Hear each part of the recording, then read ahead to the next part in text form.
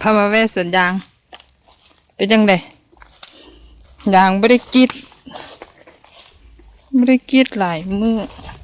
3-4 เดือนเลยได้นี่น้ำเต็มเลย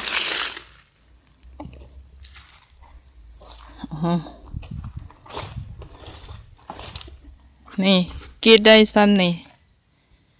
เห็นบ่นี่กรีดได้ อย่าง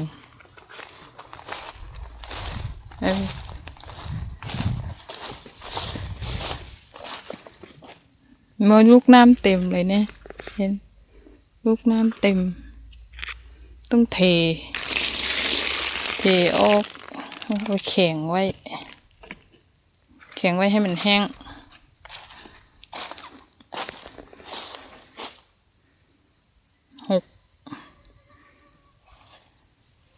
ระวังมีสร้างกับมีเสือคิดฮอดเป็นยังไงเจ้าของสวนยาง